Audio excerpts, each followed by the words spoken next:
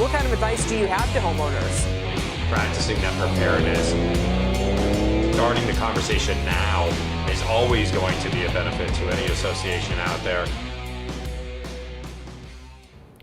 And welcome to Recovery Report Live. I'm Dan Odess, president of GlobalPro, where we manage risk to recovery, and we have managed more than $1 billion in recovery. And I want to thank all of you for joining us today. We got a great show, a lot of information to get through, because there is so many things happening right now that are impacting us here in the United States, whether that's the winter storms that are rolling through here or the various other things that we are preparing for this upcoming storm season. But before we get to the tropical storm season, we want to make sure that you have all the information that you need when it comes to these winter storms. What are you doing to prepare? What are you doing to recover? What are you doing to rebuild? And of course, and I always want to emphasize, rebuilding is not recovering. Recovering is getting paid. Rebuilding is actually putting the sticks and bricks back together. So whether that's your business or community association, don't get caught up in it. Don't think you should rebuild before you recover. Get the money you're owed first. But to better understand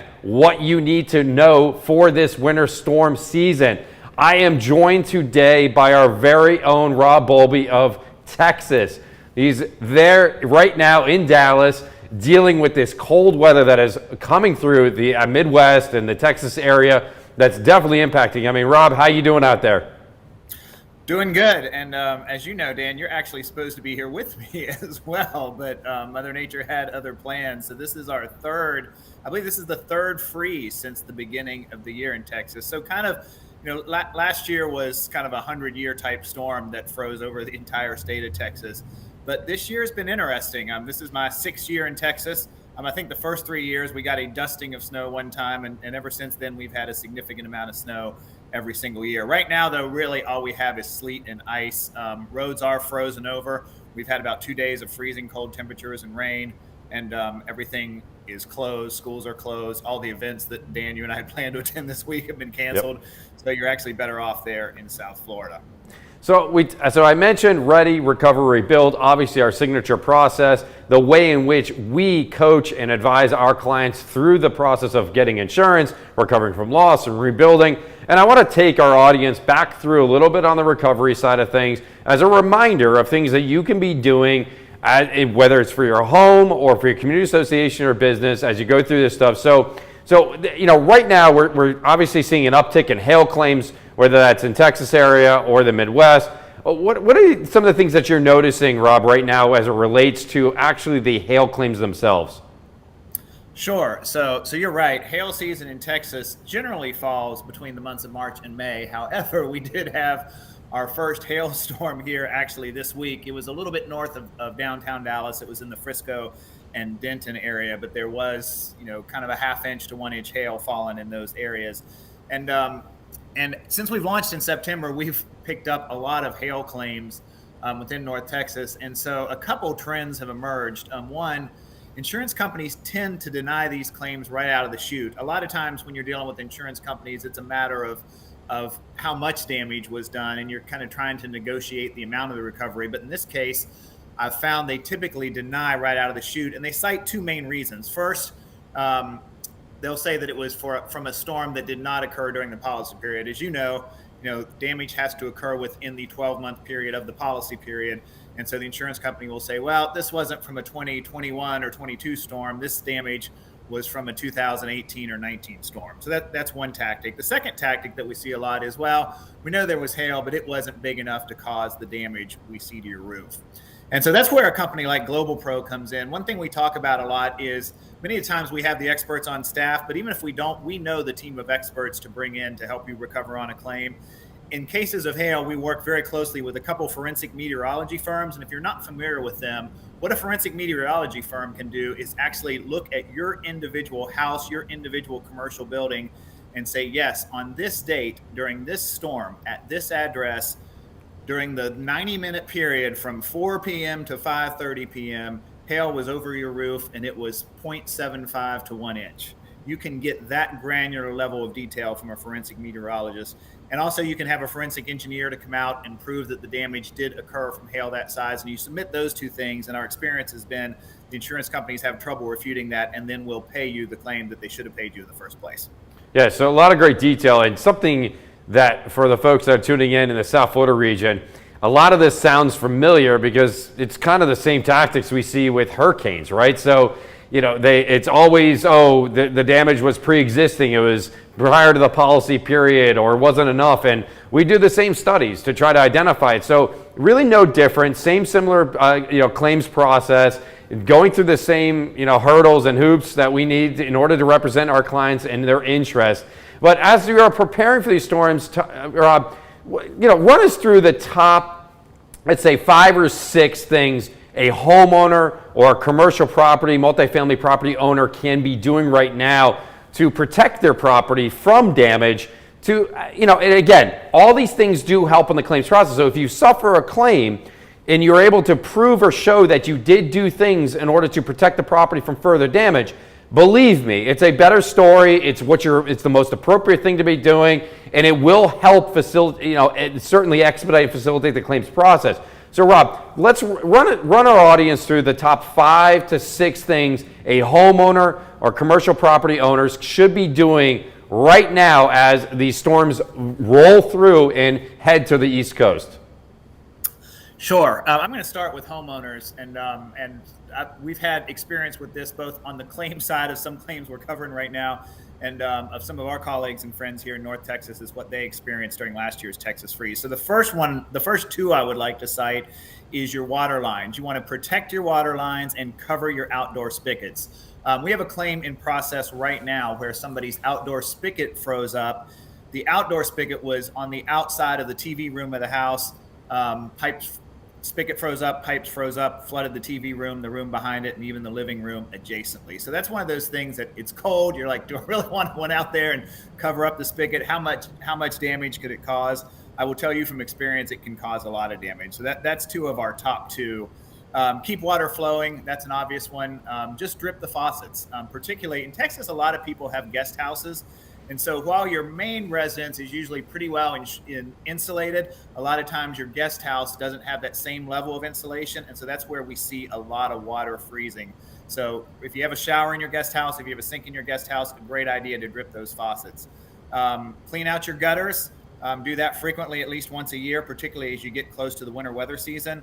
5 was a big one in North Texas last year. Ensure easy access to water shutoff. Own a water meter key. I don't know if a water meter key is a thing down in South Florida, but you can actually turn off the water coming from the street to your house, but you have to have a special key to do that. You can buy that key from almost any hardware store in Texas, but without that key, you cannot shut off the water coming into your home. And I have a couple good friends of homeowners that now own a water meter key because they did not own one before last year's Texas freeze. And finally, just do a quick inspection of the house. If you see any cracks or holes in your siding, any of the walls anywhere, make sure you get those sealed up. So those are great 5 to 6 tips, or the X6 tips for your homeowners. And some of that is just routine maintenance, right? The sealing of cracks and holes, as well as the cleaning of the gutters. But some of this other stuff, like you mentioned just, Rob, was about buying a key. I mean, it's almost like the certified copy of the policy. A lot of people have no idea what that is or never heard of that before. And I would assume that a lot of our audience that are listening right now probably don't own that key. So we're definitely going to make sure that a link to the website or wherever you can find that information about getting that key is available to you, obviously on our website and then on social media, because I definitely think that's an important one, particularly as we are rolling through this freeze situation. Now, for commercial property, multifamily property owners, what are the top 6 for them? Sure. And by the way, you're already making me think about branded GlobalPro water meter keys. I think that's going to be a giveaway here in Texas in some future winter season. Commercial multifamily property owners, similar. A lot of the stuff, although obviously you can't go around dripping water in hundreds of units. So a little different here. Check your HVAC system, have it inspected. Make sure you're getting good airflow all the way through that, particularly with your heating system. Inspect the insulation. Make sure all the areas are insulated. Prepare your plumbing. This is a big one a lot of people miss. Inspect, winterize your landscaping. And it's a loss a lot of multifamily property owners don't think of. I was talking to a big commercial developer here in North Texas last fall, and we were talking about the Texas freeze, and they said, you know what? All of our properties held up really, really well. The units, physical units themselves, we lost over $1 million in trees, bushes, and shrubs. That's the part that we weren't as prepared for. Check in with the tenants. The tenants are going to know stuff that you as a multifamily owner may not know. They may know where there's a crack in the wall somewhere. They may know where there's a mild leak going on somewhere that either you've missed or your maintenance people have missed. And of course, along our guidelines of READY, have a disaster plan in place. If things do freeze up, what's your immediate plan? Do your maintenance people know when to go in, how to go in? Do you have a plan for the tenants? Just make sure you have a disaster plan in place and your entire management staff knows that plan. So if you haven't been hit by a winter storm yet and you have one headed towards you, those are your top 6 things that you should be thinking about right now, whether you're a homeowner or you're a commercial property, multifamily property owner operator. They're there. Those are information. All that information is also downloadable from our website. We do have a quick sheet that gives everyone the insights and information they need in order to be prepared. Now that's the ready phase. That's being ready for the storm. For those that have already suffered damages and are trying to recover from that loss of damage or experiencing the issues right now as the hail is falling, the sleet, the freeze is occurring. What are we doing, Rob? What are the mitigation don'ts? I like to talk about the don'ts because sometimes the do's are so obvious, but the don'ts aren't. And sometimes I feel like the don'ts seem like the obvious do's, but they're really actually not, and you should not be doing them. So what are the top 3 don'ts? Mitigation don'ts. Mitigation meaning, and I want to say this first. What does mitigation mean in insurance? It means to stop it from getting worse, right? We want to stop the loss from getting worse. So what are the top 3 don'ts of mitigation? Sure, and I think the don'ts are really interesting because although we deal with this stuff day in and day out, particularly if you're a homeowner, if you're a multifamily property owner, you may have more experience dealing with this, but if you're a homeowner, you deal with this maybe once or twice in a lifetime. And it's your home. So it's a big deal when you have damage at your home. It feels terrible. You don't know what to do first. Sometimes you're panicking. And so that's when we see a lot of homeowners do these mitigation don'ts. And that's why we want to highlight them. So number 1, don't overreact and sign a contract to both mitigate and rebuild at the same time.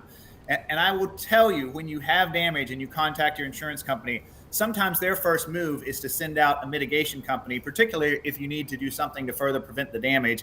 And that mitigation company will put some contracts in front of you, try to get you to do a lot of things like sign a contract to do the whole job, assign all of the benefits from the insurance company over to them. So we ask you to be very cautious not to sign that contract right away. Why? Because at that point, you don't know what you have to spend.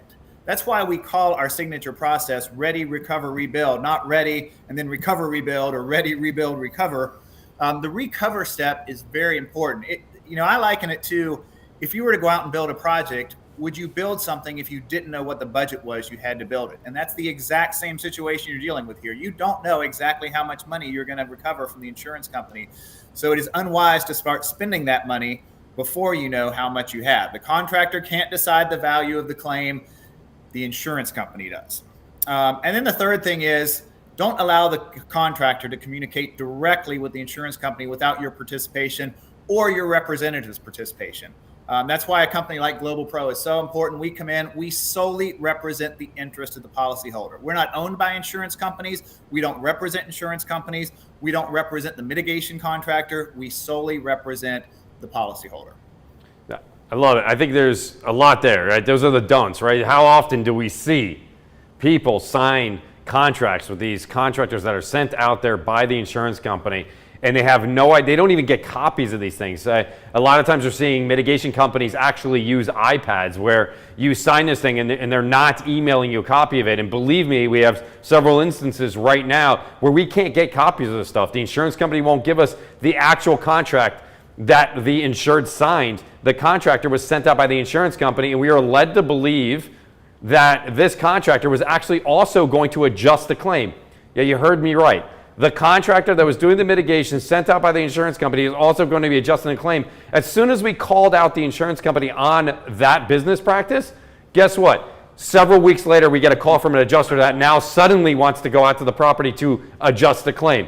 There's a lot of funny things going on in this industry. I think sometimes the insurance companies limit the amount of resources they allocate to the claims and the adjustment process because it's a loss to them, right? So they're too interested in collecting your premium and profiting from it, and they don't want to spend the money to actually adjust the claims properly. We are seeing that, and in several of these instances, why don't they hire an adjuster? Because it costs money. There's really no other reason to do it. The law requires them to adjust the claim, to act in good faith, and do all those other things. And what do? They send out a self-interested contractor who's in their program, jams a contract in front of an insured, won't give them copies of anything, their photographs or anything else, but ironically is hired by the actual insured to do the work. So in fact, they're working for the insured, not the insurance company. But then the insurance company says, oh no, they're our adjuster too? Come on, this is, open your eyes. These are mitigation don'ts. That's why we want to focus on the don'ts, not so much the do's. Do's are obvious, right? Water on the floor, start to clean it up. Do what you can to control the situation. The don'ts sometimes aren't as obvious as the do's. So, we've touched on some of these stuff, but I do want to run through a list of some winter claim issues that we're seeing, Rob. What are the top 6 winter claim issues that we're seeing right now? So one of those would definitely be accurate weather reporting. We talked about that with the hail. That's a big one where the insurance company tends to rely on third-party services. They don't want to go into the detail that we would with our forensic meteorology partner. So accurate weather reporting is a big one. Just knowing your role players. Know who's representing the insurance company. They're going to send a mitigation contractor out. A lot of times they will send their own engineer out to assess damage on a roof or to assess damage at a property.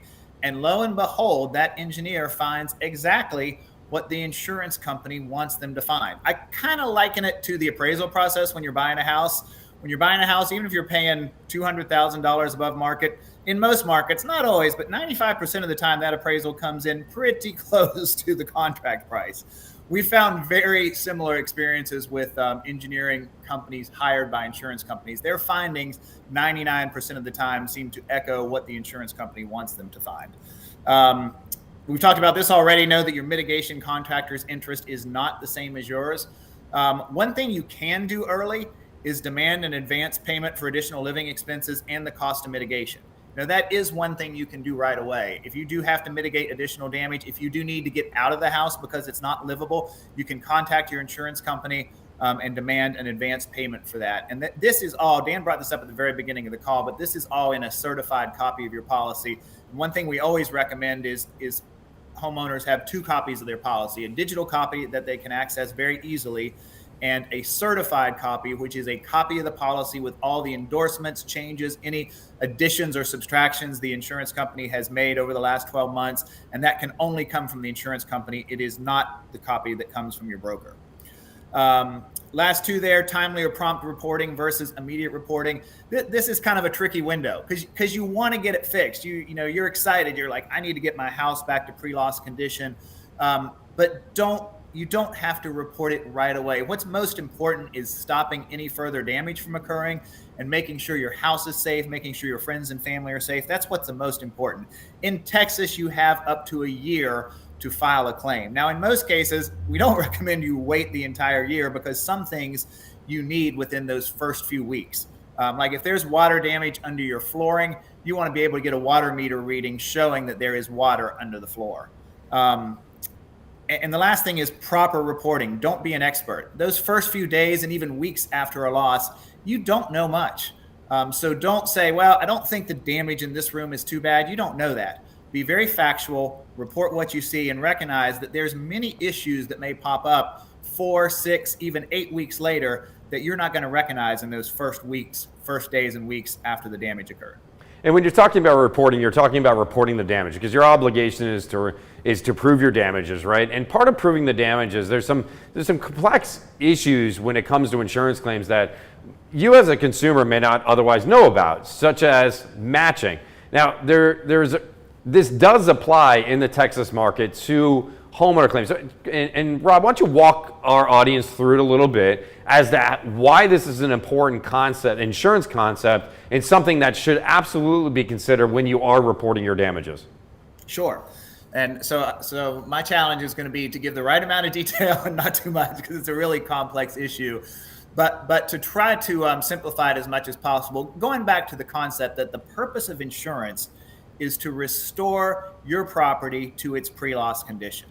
And so we'll take floor damage, for instance. If you have damage to your hardwood floor, and that hardwood floor runs continuously throughout the house, it's going to be hard to repair even that one section that has the damage and have it look just like it did before the damage occurred.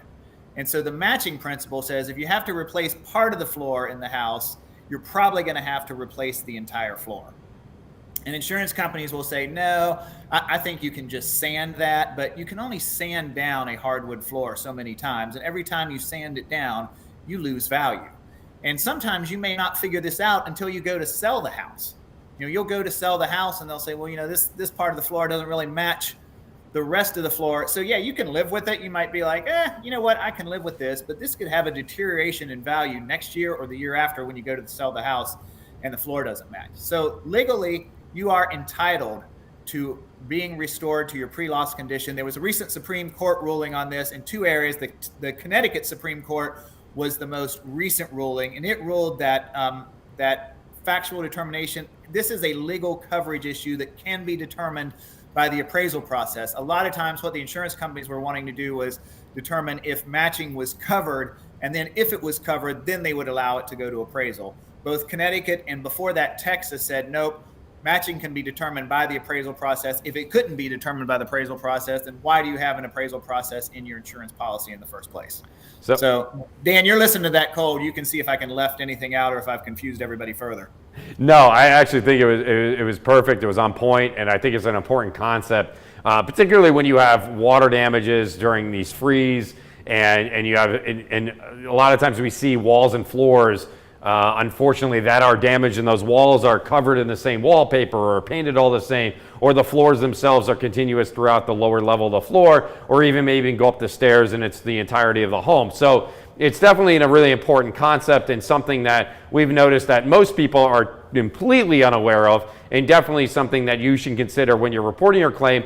And why we say don't be an expert is that you don't know the limitations of your coverage, right? Most homeowners have absolutely no idea what they're actually entitled to. And it's not just because the contractor that was sent out by the insurance company that's there to adjust the claim told you one thing or the other. It's what's in the policy. It's what's the law say are your entitlements. And that's much more complicated than the opinion of, let's say, any sort of contractor. So, again, understand your rights, understand why we're doing this. This is why we do this show. It's to talk about these important issues, to talk about things that we typically see people make mistakes doing and try to work through this process.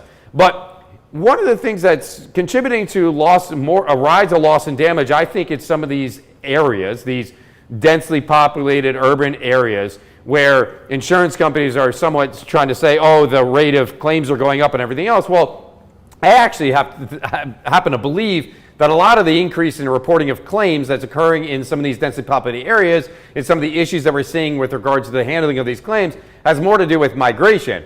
People moving into these areas that are now experiencing damages, whether it's hurricanes in the tropical areas and the coastal areas, or these winter storms in areas such as Dallas. So bring us up to speed a little bit, Rob, on what's going on in Dallas and the real estate market and the news that you're hearing there locally. Oh, man. So let's talk about migration. So, the migration continues. I was at a realtor panel this week with three realtors that represented three different markets of Dallas, Texas, one where I live, one a little bit further north, and one in the well-known Highland Park, University Park area. Each one of those said they had about a month's worth of inventory on the market. So a normal market is about 6 months worth of inventory. I don't know that I've ever seen a market where we're down to 1 month's inventory. So, and that's being driven by just people relocating to Texas, as Dan mentioned. A lot of people coming from California.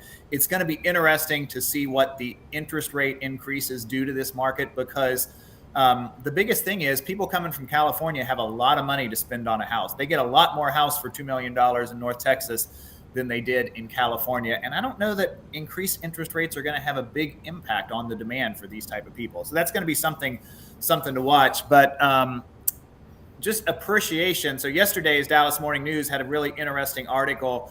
Dallas had the fourth highest price increase in the country. We're up home prices are up 26% year over year in North Texas. So just before I was getting ready to call Dan with some bragging rights, I noted that Miami was actually number 3rd at 27.3%. And nationally, home prices are up 18%. That's the highest increase in 34 years of data from the Case-Shiller Index. And then furthermore, Dallas over the last 10 years is up 135%.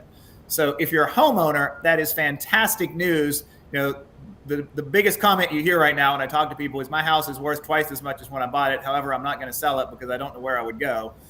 You hear that a lot. But, you know, there is a downside to this that we want to make sure people think of, and it's a little known aspect of insurance policies called the co-insurance clause.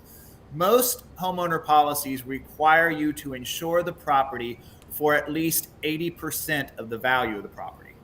And so if you think about that, if you haven't revisited your insurance in 10 years and your property value has gone up 135%, you are probably underinsured. And so if you're underinsured by 50 or 40 or 30%, and you have a claim, that claim is going to be reduced by that underinsured amount. And the people in Colorado are learning this lesson the hard way right now. We've all heard about the Colorado fires. A lot of people are making claims from those fires, and they're finding out that they're getting 70% or 60% or 40% of their claim filed because their house increased so dramatically in value and they didn't increase their coverage to cover it. Now, I know a couple insurance agents will tell you they have an inflation clause.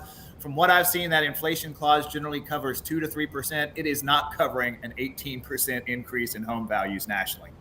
Yeah, and something to kind of build on that is the increased cost of construction, which contributes to the increased insurable value of the property. So if you're not adjusting for the increase of that cost of construction, which all built into inflation and all those other concepts that which we just mentioned there, not to get into a deep economic conversation, but to really bring this conversation back and why we brought it up and why we want to talk about it is that have you looked at the amount of insurance that you have and the rate of your premiums and over the last 6 months or year, if you haven't and you're just kind of rolling with a typical inflation increase on your premium costs or whatever it may be, you're definitely going to be left behind. And as noted by Rob, definitely the people of Colorado are learning this lesson the hard way. So if you are in these markets that have seen an extreme boom in actual values, as well, not only just the sale value of the home, but also the cost of construction, like experiencing in South Florida as well as in the Texas market, make sure that you're going back and adjusting your insurable values, or at least to start that conversation with your insurance broker for the upcoming renewal, because obviously we don't think this issue is going away anytime soon. While the sale values may not continue to break record after record after record, I'm also not going to say that there's suddenly going to be a slump in pricing and suddenly all these values of these homes are going to just start to crash.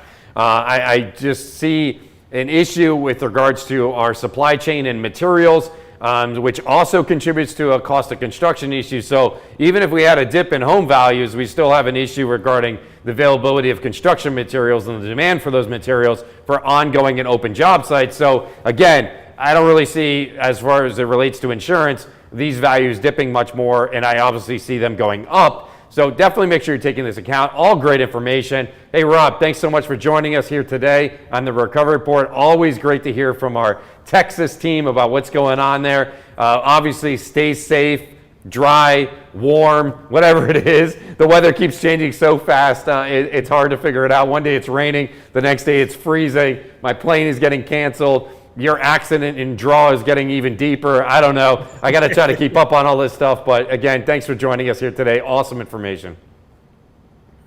Thanks, Dan. This is awesome.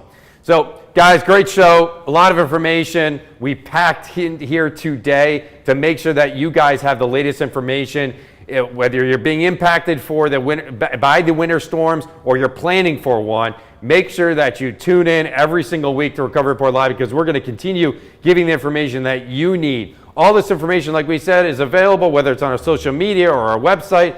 Click, download it. If you don't see something there and you want the information, feel free to shoot us over an email at support@getglobalpro.com.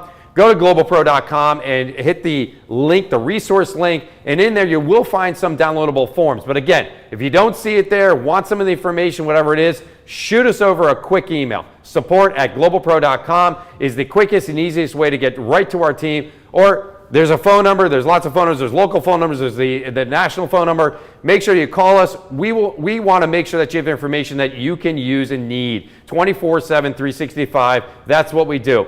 But we are continuing to celebrate our 10 years, our decade of advocacy. So we're always going to continue to provide information, tell stories about how we got to where we are, how we've been so successful at doing what we do. And most has to do with our involvement in the community and the team around us, the people that have all contributed to our success, and all of you for tuning in, listening to us, providing your feedback. So let us know how we can help you. Reach out to us. But most importantly, make sure that you're following us on all of our social media platforms, on Instagram, LinkedIn, YouTube, so that you get all the information that you need, because this stuff is changing every single day. And we're here, same place, same time, every single week, 11 o'clock Eastern Standard Time, right here on the Recovery Report Live. Thank you all for joining us today. Thank you, Rob and the team in Texas, for contributing so much information that we all definitely need. We certainly right now with all these storms rolling through. And we'll see you next week right here, same time,